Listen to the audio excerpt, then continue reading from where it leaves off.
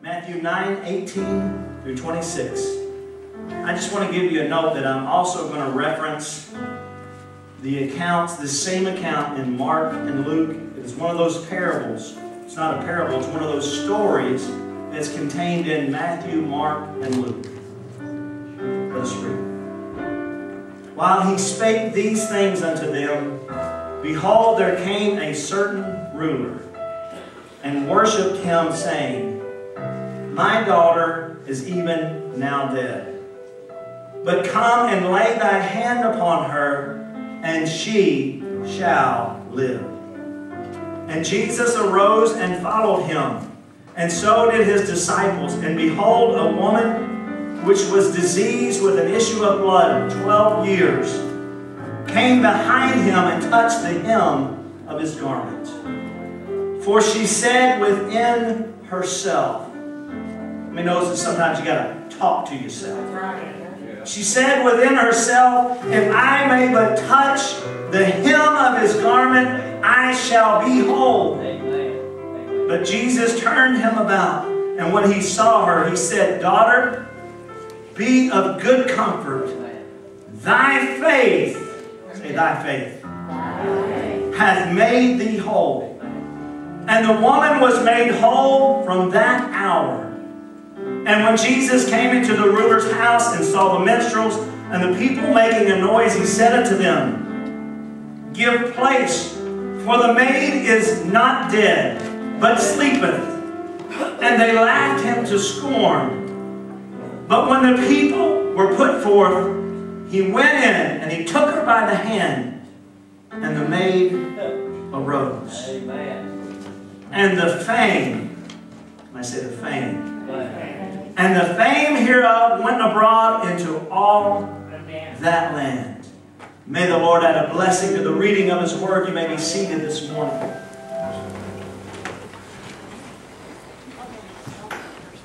If you'll give me just a few moments, I want to set this story up because it is truly tremendous, and there is a background that happened a little bit before this that you kind of got to understand because you need to know the setting. Look at your neighbor and say, you need to know the setting. You see, Jesus had just returned by ship to the shore, and he had been in a country of the Gadarenes. And there he met a man who had so many demons inside him that Jesus literally asked, Who are you? And they said, We are called Legion. Many demons. And he cast the demons out, you may remember the story, into a herd of pigs. And they ran over the cliff and into the water, and they were killed. And so Jesus is returning from that scene. And as he returns, how many knows that word travels faster than ship? That's right. Come on. And as he returns, the people meet him there at the shore. And they're excited. Somebody say they're all tore up. You know what I mean? They're excited, and there's a large group of people that are gathered there. That's right. And Jesus begins to teach to them in a parable. But as soon as he finishes the parable, in comes a man, which you can determine his name is Jairus by reading the other accounts. In he comes, and he falls at the feet of Jesus. And he begins to worship him and to tell him that his daughter is almost at the point of death. But here's the word of faith. But if you will come and lay your hands on her, she will live. Yes. How many knows that's a statement of faith? Yes. So Jesus and his disciples, can you imagine? They begin to walk along the shore, and they begin to follow Jairus to his house. Now I think to truly understand the story, to understand what happens next, is that you have to understand who is in the crowd that day. You have to understand because those people teach us some important concepts. First of all, we've already been introduced to him. His name is Jairus. Jairus is a ruler over the synagogue. He looked after the building of the synagogue. He participated, made sure that the worship services ran well. He taught in what we would think of as a seminary school.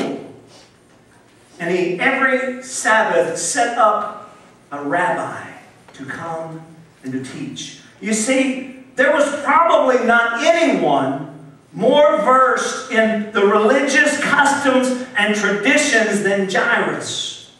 A very, very important man, a leader who would have been held in very high esteem. Probably no one that did not know who Jairus was. You see, for Jairus to come and to bow down before Jesus was a very daring act. I want you to understand that. Jesus, unlike the way we esteem Jesus, he was not looked upon highly, especially by the religious folks, especially by the Pharisees. Jairus was taking a chance. But the life of his daughter was in jeopardy.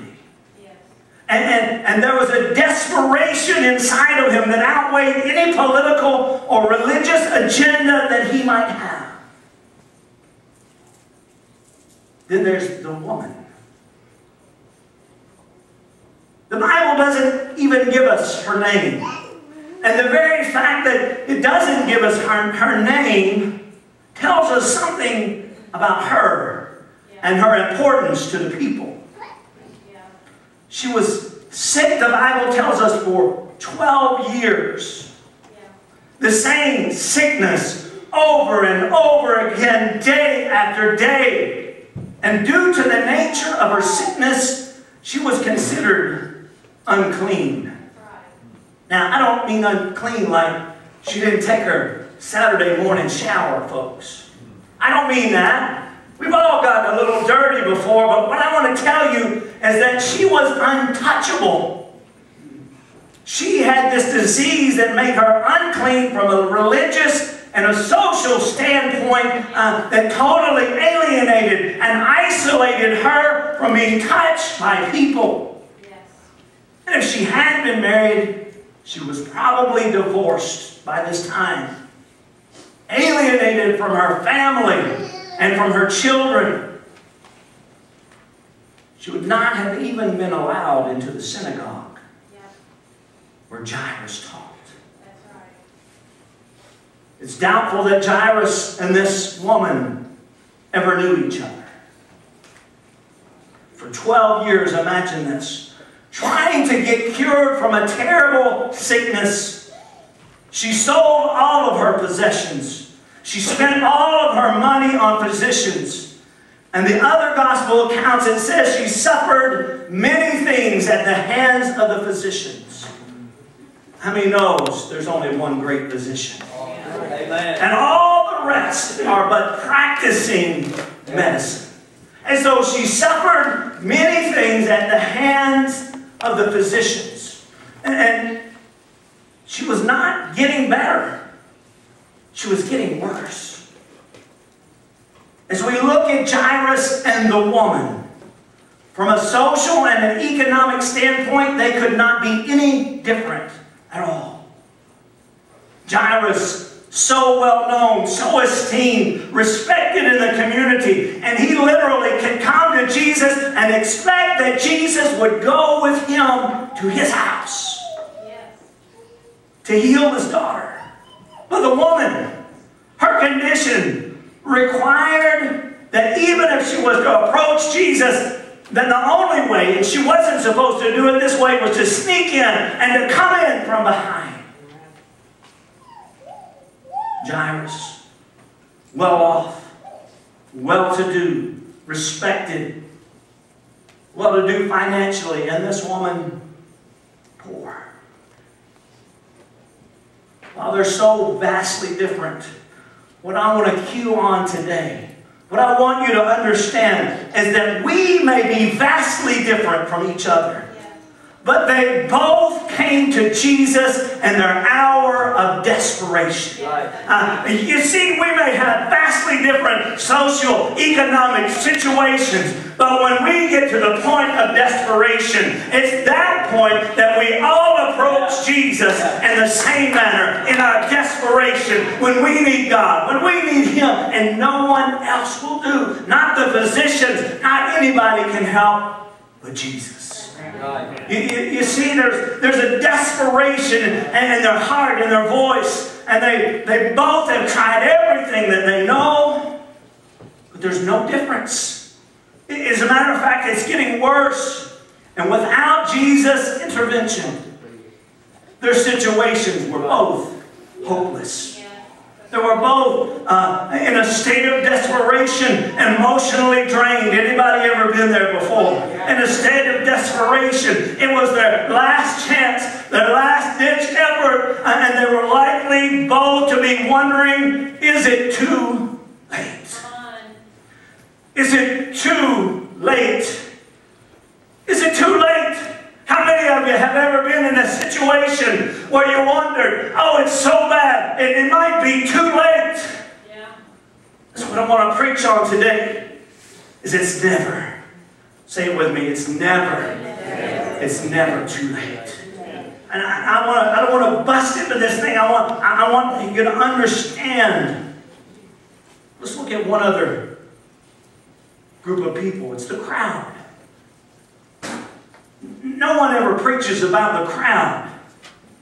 But the crowd was excited. Jesus had returned. They wanted to see what He would do next. They were curious. They wanted to see what kind of miracle that He would perform next. Would He cast out demons? Would He cause the blind to see? Would He raise the dead? And they pressed in so around Him that one account says that they were almost suffocating Him. Get this. They were close in proximity to Jesus. Hear me. Close in proximity to Jesus, but only vaguely familiar with Him. That's good preaching, folks. You didn't hear that. They were close in proximity to Jesus. That means they were touching Him. They were up close. They were pressing in to see what He would do next, but they were only vaguely familiar with Him. And as a result, nothing in their lives changed by a mere acquaintance with Jesus. That's good preaching. You see, you got to have more than a mere acquaintance with Jesus. The crowd came to see what they could see. They were merely viewing. Say viewing. But we must go from viewing to pursuing. We must go from viewing to pursuing in order to truly encounter Jesus. It doesn't do you any good to see Him from afar. You see, you got to press in. You got to get up close to Jesus. You got to touch Him or let Him touch you. I'm telling you, proximity means nothing. You got to push in with your heart and with your mind and with your spirit. Too many times we come to church to see. Say see. To view. To see just how good the worship team is. If they make any mistakes, if the music just raises you to an emotional height, we come to see the worship team.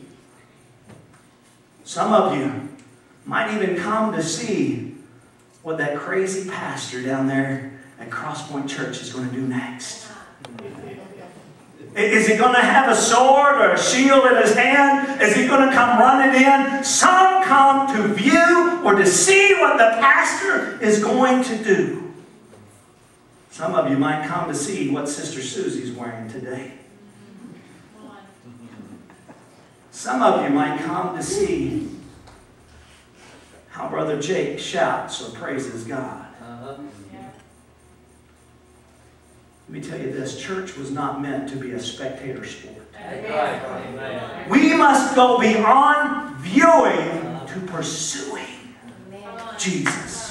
That's good. If you want to clap, that's good preaching right there. I'm preaching better than you're listening today. Look at your neighbor and say, wake up, he's preaching. All right. Good. Okay. You know, some of us come to church and we might even feel close to Jesus. We might even get what they call the Holy Ghost goosebumps. Yeah. You know what I'm talking about. Hallelujah. But proximity to God won't do. You must pursue Him. You must press in to Him. You see, there was the woman. And you may feel like the woman today, just another person in the crowd. You may feel like I'm nobody. I'm just another person in the crowd. But here's the good news. Today you can push your way through and touch Jesus. That's good preaching right there. Today, if you want to, you can press your way through to Jesus. Excuse me, brother, I got to get in here. Excuse me, I've got to see Jesus. Somebody let me get close to Jesus. Let me press my way in that I might get close to Jesus. I just got to touch Him. I just even the hymn of His Do you know, have you been there? Do you know what I'm saying? There's times when you just got to be persistent. She was breaking all the rules. She kept pressing in. She might have been blocked on one side, but she went around to the other. They wouldn't allow her to approach because they knew who she was and that she was unclean from the front, but yet she went around behind. How many knows that that's some persistence? She had enough faith.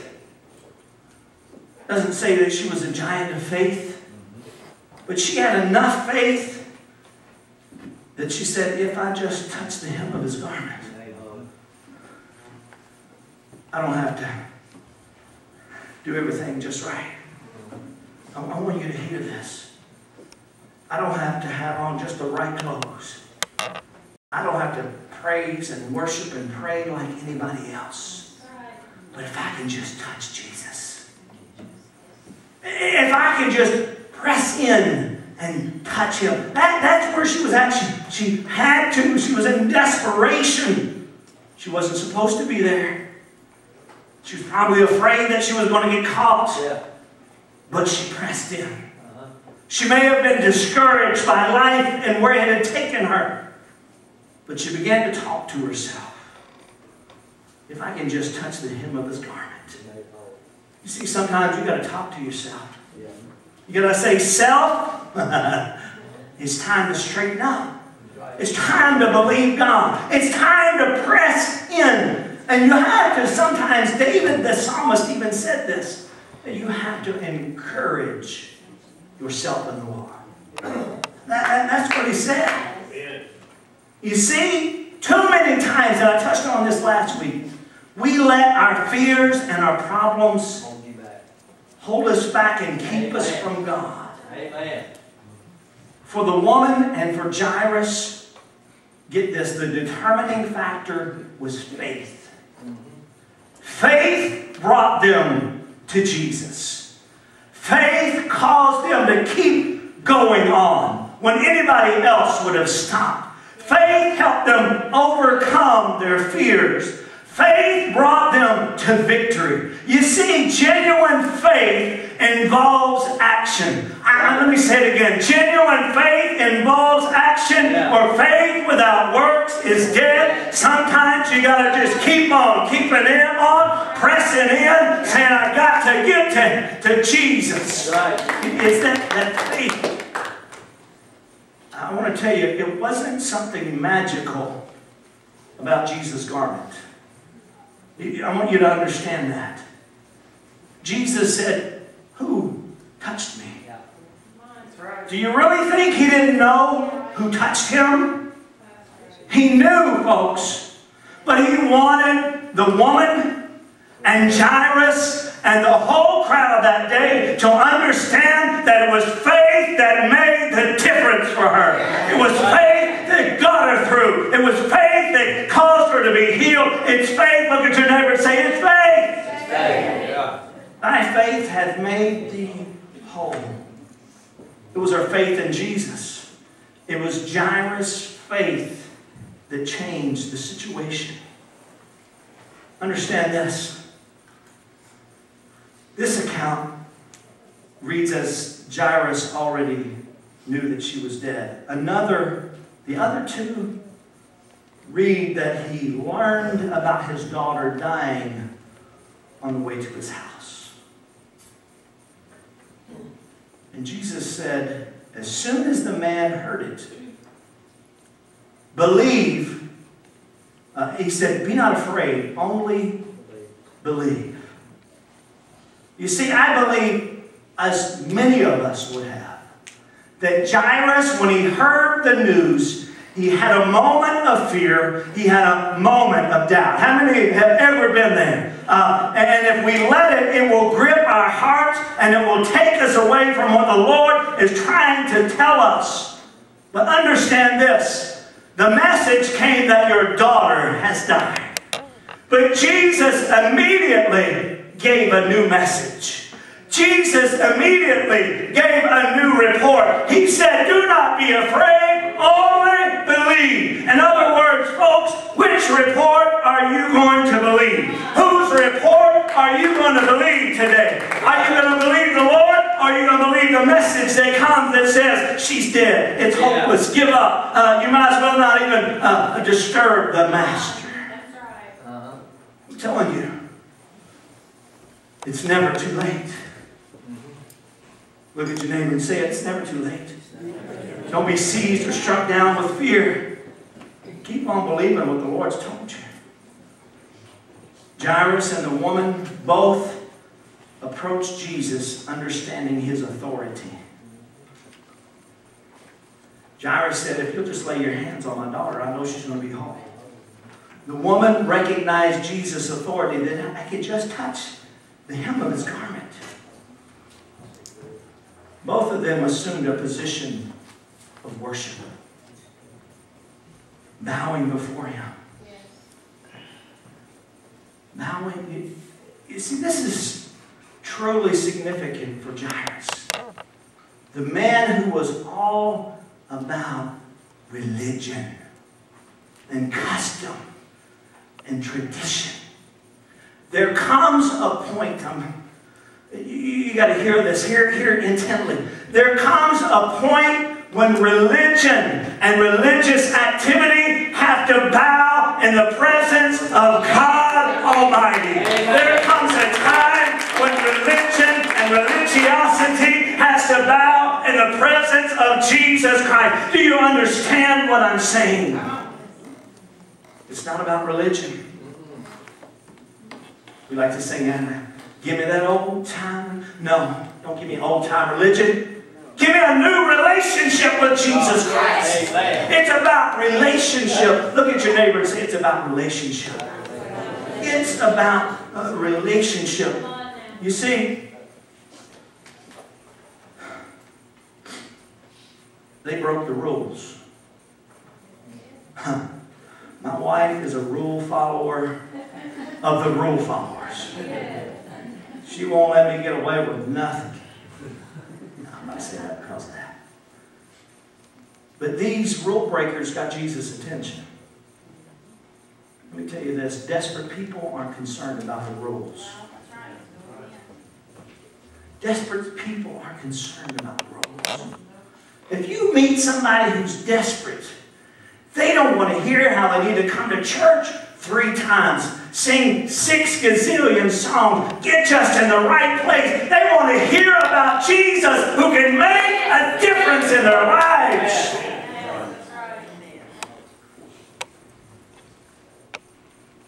Wow. See, the Bible teaches us, but don't get me wrong, it teaches us to do everything decently in order. And I believe that.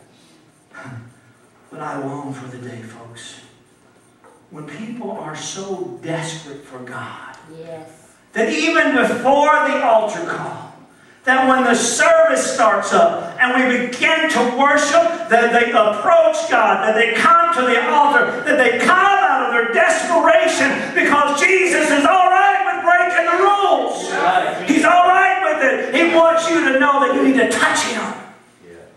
let Him touch you. I don't mean break the rules and sin. I mean break the religious traditions and customs. Yeah. It's all right to pursue God with everything that's in you. I love that chorus that we sing. I'm desperate for you. I'm desperate for you. I'm desperate for you. I need your touch. I seek your face. I need your presence. Now let me blow your mind. Jesus was a rule breaker too. The religious society in that day would have avoided both of these situations. Yes. The woman was unclean. Jairus had a dead body at his house. Both of them unclean situations. But Jesus broke the rules and He demonstrated power and compassion. Yeah. And he comes. You see, it's not about religion, folks. Can we get that? It's about relationship. Amen. Yeah. If you could put yourself in the place of Jairus and this woman. Maybe you don't even have to do that. Maybe you're there now. Sometimes we're tempted to give up. The woman and Jairus had every reason to give up. Every human reason to give up, to throw in the towel. For 12 long years she suffered in solitary confinement, wasting all of her resources. And this was her very last chance. Seemingly no hope, nothing changing, things getting worse. But then, folks, she pressed into Jesus. But then she got a hold of Him. But then she wouldn't let anything get in the way. But then she kept going. Even when everybody said, get out of the way, you know you're not supposed to. She kept going. Hallelujah. Wow. She learned it's never too late. You say that with me today. It's never too late. Would you say it like you're going through something? It's never too late. Never. Jairus, get this, he learned that his daughter was dead. You cannot describe a more hopeless situation. You cannot describe a greater loss or sense of despair than someone losing a son or daughter. But his statement of faith, if I can just get Jesus to touch her. He's writing everything off. If I can just get Jesus to touch her. And the message comes, give up. Don't even trouble the Master. It's hopeless. No way you're going to make it through this situation. And I don't know if for Jairus it was watching the woman get healed, or maybe it was Jesus' words that said, don't be afraid when you believe. But Jairus kept walking to his house. And there he knew, if I can just get Jesus to touch her. You see, sometimes we come before God not on our own behalf, but for somebody else. And there is, do you understand that? I know if you've got children, you understand this. There's nothing you won't do, guys, for that baby girl. Oh, I know what I'm talking about. Got a baby girl's been sick, had surgery, an infection in there, and when she cries and said, Daddy, it hurts so bad, it rips my heart out. And there is absolutely nothing that I won't do to get her healed. Amen. That's where Jairus was at. But he never lost hope. He never lost faith. He kept going towards his house. When they arrived at Jairus' house, the mourners were already there. Wow. Everybody was already crying. And that old sad funeral music was already playing. Everyone else had given up. There's times when everybody else is going to give up, but you must keep pursuing Jesus. There's times when everyone will tell you, just quit, give up, you look stupid doing this. Keep pursuing Jesus. Yes. Jesus said, it's time for you folks to get out. Right. And he only let the mother and the father, Peter, James, and John go in. Now get this. Make sure you put this up. It's there. Good. They're on the ball.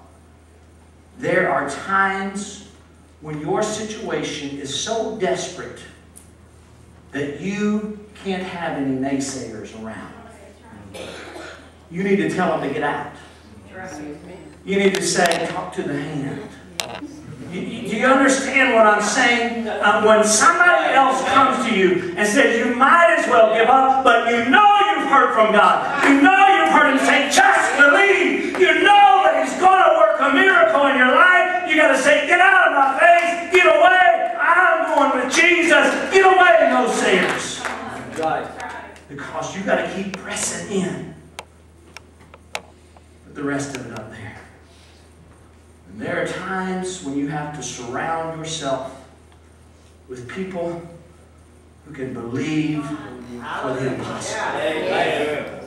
Yeah. Let me tell you, if you're here today and you're in an impossible situation, you're surrounded by a group of people that can believe God for the impossible. That can believe God that you can get healed, that you can get saved, that you can get delivered, that your relationships can be restored, that your family can be renewed, all of those things, because we believe. We believe. That's why I come to church as much as anything. That and, you know, they probably stopped paying me to preach if I didn't come. But I come because I love you and I feel like I have a word from you. But I'll also come, can I be honest, to get strength from you. Yes. When I see you believing, when I see you pressing in, even though I know your situations and your circumstance, everybody would say, just give up, but I see you keep on pursuing God, something rises up in me, and I'd be able to say, I can make it through too. I can go forward. I can pursue God. I can believe with them, and we just keep on going together in the strength of God, and the strength of the community of the church. When you miss church, you miss something. I'm telling you, you miss something, and I'm not just talking about a crazy pastor getting up there preaching or what somebody's wearing today or whatever. You miss touching heaven. The presence of God, the atmosphere of heaven. Your situation may be worse, Tracy, you can come to the piano, than you have ever experienced in your life, the one you're in right now. It may look like you should just give up. People might even be telling you, no use even bothering Jesus with that. The funeral music might be playing. But I'm here to tell you, folks, it's never, ever, ever too late. Look at your neighbor and say, it's never too late. It's never, ever, ever too late. Would you stand with me?